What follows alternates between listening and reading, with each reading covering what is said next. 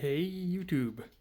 Today I'm going to tell you everything I've done to make this 1994 Geo Tracker into a daily driver. So I bought this car about 5 years ago.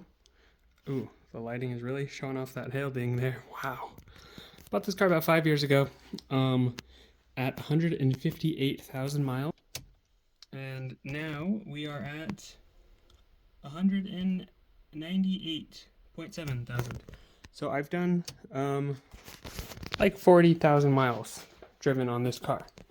In that time, I've done, mini oil changes. I've done the battery, the starter, the battery again. Of course, we have some different wheels and tires that are not factory. There you go, so you can see the wheel setup again. I have 2 sets of stock wheels around the side of my house, behind the fence, that one has snow tires, one has no tires. One set is very nice, but anyways, these are my summer tires. They are actually just a little wider than factory, and they're a little more offset for that good fitment. Anyways, the first thing I was going to go over, number 10, tier list, or top list, I don't know. Number 10, my headlights were misaligned when I got the car. So like this guy pointed at the sky and this guy pointed at the ground. And there's these little screws in here that you can adjust to work on that. There you go.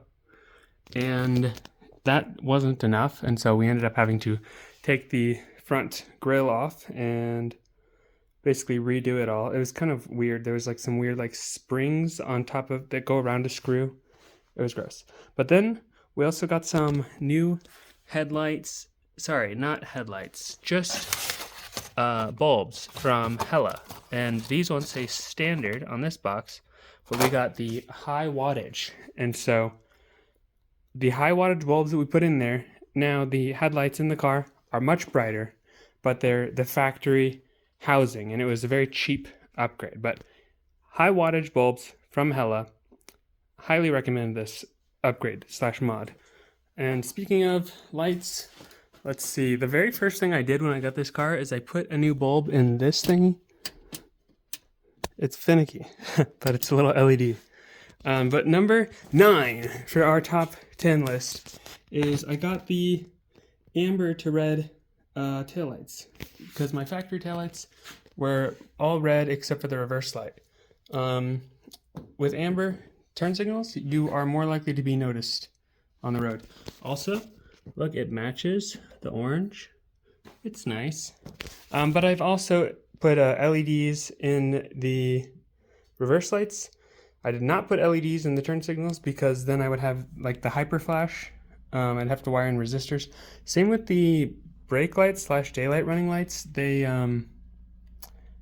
don't turn on all the time when they're LED. They're kind of funny. You can see back of the car, got some good stickers. Highway 83 Suzuki, love those guys. Atkins Rotary and Mazda parts. And of course we got Flying Miata and Moss Miata. Number 8 on my top 10 list was going to be wheels and tires, but I kind of already touched on it. But wheels and tires.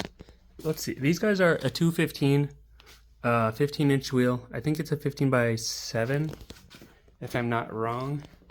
And so there's just a little bit of visual poke on them, like the tire is like more of a meaty fit.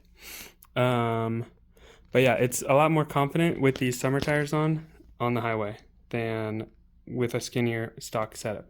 Also, currently, if you're wondering what's all over the hood, basically I had the car parked under a tree that is sapping all over, so I gotta wash it.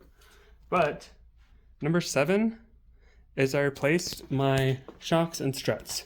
So you can see, there's this guy, and there's this guy. And I just got like OEM equivalent shocks and struts from like either Rock Auto or Parts Geek, one of them, and I just put them in because I figured it might ride a little better, and guess what? It does ride a little better. Number 6, upgrade number 6. We have an aftermarket head unit, doubled in thingy. This thing has Android Auto or Apple CarPlay. Great. Now I can have maps while driving around. Also, since this isn't in the list, I wrote the list up before doing this, but check out these seats. These are my original seats over here. You can see the driver's seat. It's all blown out. Boom! And it's all stained like black at the bottom. But you can see on these seats, I just picked these up this past weekend. Very nice party seat. Very, very happy. Anyways, along with number, number 6 there, the radio, I also replaced any speakers that were not working. Oh yeah. And number 5, the HVAC system. You want to come over here? We can run over here. So down here, there's this box. And you can see on the right here, this is where the blower motor is, and then this box is the other box. And this was detached. So this whole thing was just like blop. And for like 2 years of owning this car, I just thought that the air sucked. Like there was just not very much air. And moving that air box into the correct spot so it actually blows through, huge. Lifesaver in the winter. I'm able to defrost my windshield. Amazing. But on this same note, I've also put in, this box is an AC controller computer bot. I don't know. And then I have this button for AC because, well, I'm not even going to pop the hoods. Well, God, I should. Okay, as I was saying, bam! That is an AC spinner. AC compressor, whereas this black line there is the AC condenser, I believe is the names. But I've got the lines. Boop, boop. Oh, also, fun mod for you guys. Put some tape on your spark plug wires and number them. I don't know. And then we got the AC dryer thingy, and then the lines run all the way through there. It's not charged up yet. Oh, and also, I have some extra wires that I'm not sure about yet. But before the summer gets really bad, I plan to have air conditioning in this car. And on that note of air conditioning in the summer, number 4. Number 4. We've got some tinted windows. This, you can barely tell they're tinted. It's a 70% tint, meaning 70% of the light goes through. And I may or may not have done the windshield. Obviously, I didn't do anything illegal in my state. But this is a ceramic tint. And the whole idea is it blocks ultraviolet light. And I no longer get sunburns while driving in my car. And this visor was being leaked on through the hardtop connection here. And so it was all ripped up and broken. And I got this one from the junkyard, and it tells you how to use the 4-wheel drive Prindle.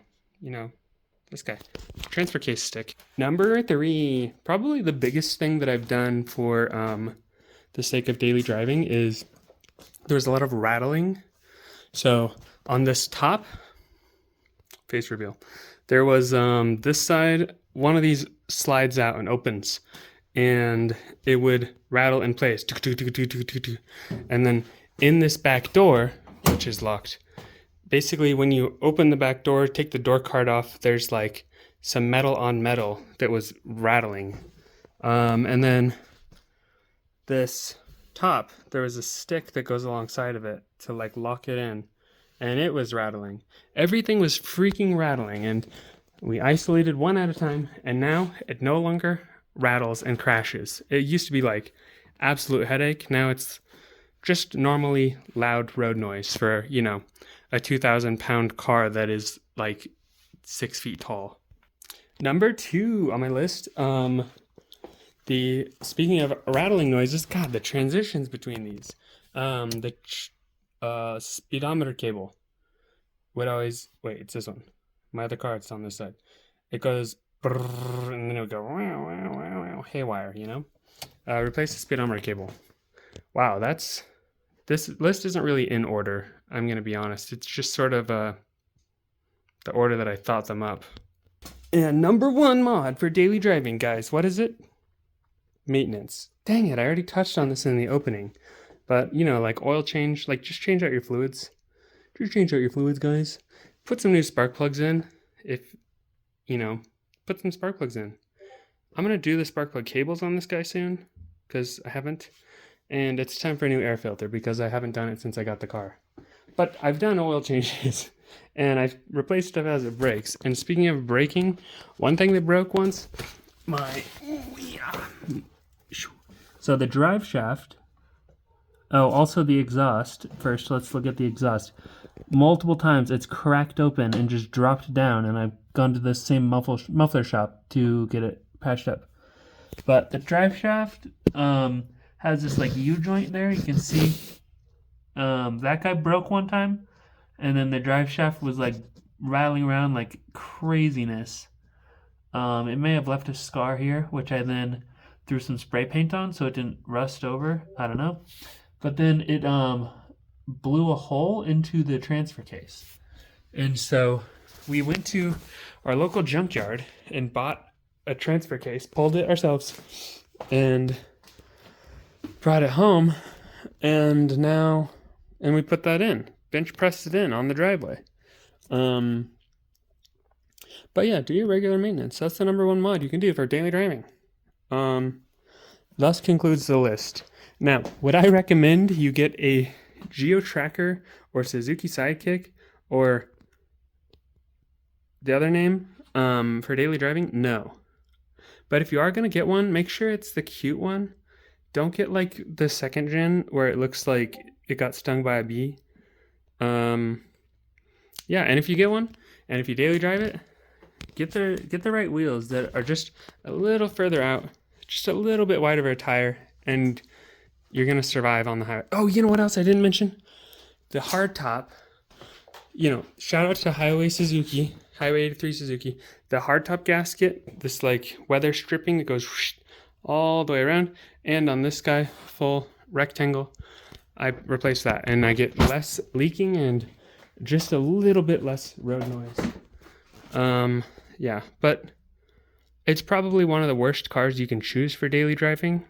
However, it does get 30 to 32 miles per gallon for my mostly highway driving. It makes 80 horsepower, which is abysmal, and people get mad at me all the time. I have a lot of road ragers when I shift from first to second. It's got a very short first gear. So you shift, and then the person behind you is like, oh, why are you stopping? And four-wheel drive is nice. In the snow, it feels overpowered. Like with the snow tires, with the four-wheel drive, with the ultra lightweight, it is unstoppable. Dude, sorry about the sound effects. Cool, that's it. That's all I gotta say. Oh, it's got a single fuel injector at the throttle body. Single fuel injector. Check it out. Electronic fuel injection. That's the future, folks. No carburetor here. Okay, that's it. Next video might be about this car. You want a sneak peek? What the heck is that? What the heck is going on over here? All right, goodbye.